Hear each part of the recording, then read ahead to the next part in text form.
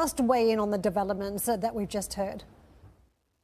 Well, I mean, I think that this is something the markets have wanted for some time. Markets do not like uncertainty.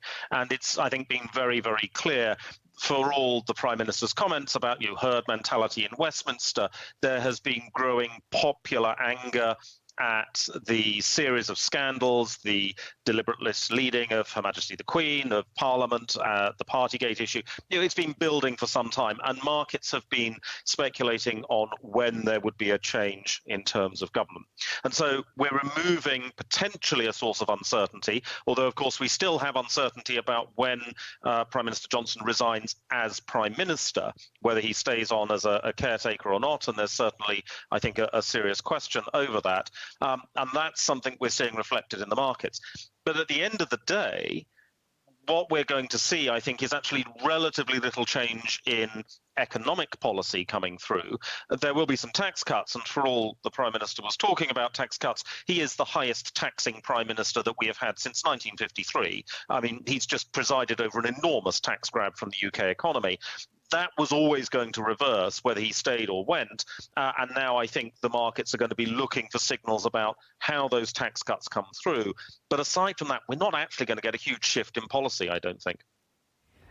Thanks so much, Paul. I want to ask Philip this now. Now, Philip, you had a very key role, of course, in the government's way of exiting the European Union for some time.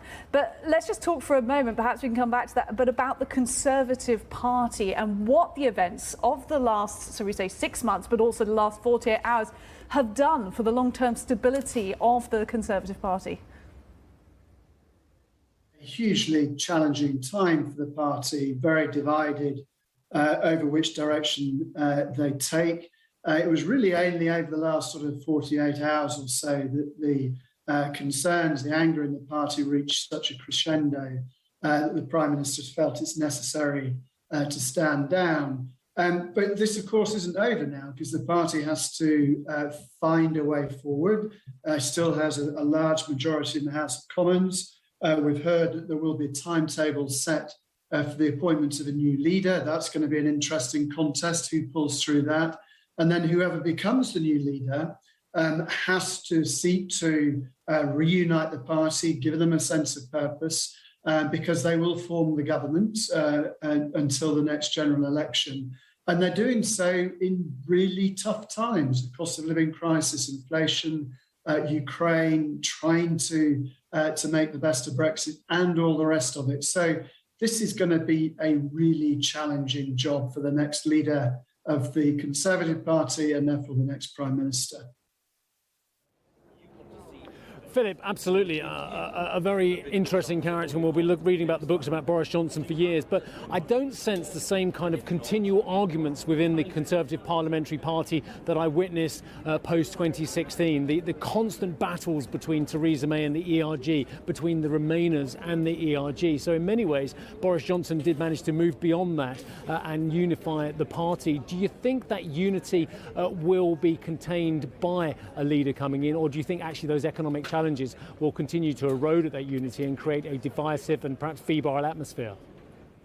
Well, one thing's absolutely for certain, that the UK has left the EU. We have a decision on Brexit. We have a relationship with the EU, which is at the hard end of the spectrum. That issue is unlikely to be reopened, certainly not by the Conservative Party anytime soon. But there are lots of other issues that they face, about the tax burden, about public expenditure, about how they take the country forward, which they'll have to work through, from those who are at the small government, low tax, low expenditure end of the debate, and others at the other side of it, the sort of so-called One Nation Tories.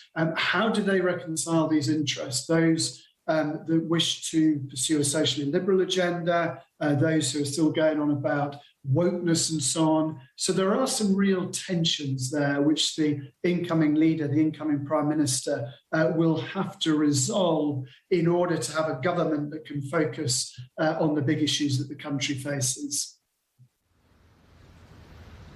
And Paul, just to bring you back into the conversation on that same issue, Callum Pickering at Berenberg has just put out a note, perhaps suggesting that things might improve for sterling here, because even the most Brexiteer of potential candidates like Penny Mordaunt or Liz Truss will lead to a different relationship with Brussels, a reset and an opportunity perhaps to dial down the tension.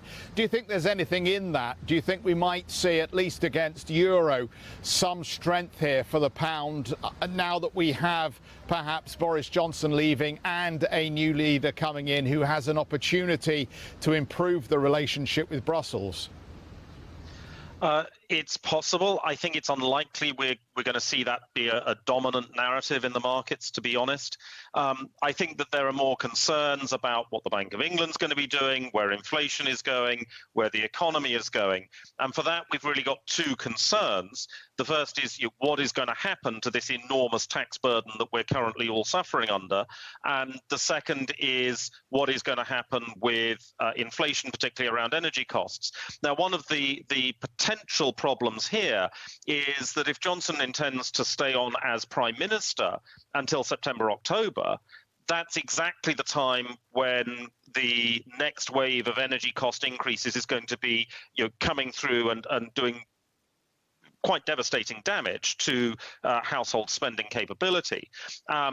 Is Prime Minister Johnson in a position to exercise the moral or indeed the intellectual authority in Parliament to engineer a change around that, or are we just going to get 2 or 3 months of drift if Johnson is staying or if we get a replacement? So I think the questions are less about the relations with Europe. We know it's pretty much a done deal there, and it's just nuance that we're talking about now. It's more about the cold, hard economic facts. Where are we going with tax policy? Where are we going with the cost of living crisis, the inflation story? And do we have an interim prime minister who is able to deal with that, or are we just going to get 3 months of drift and bluster?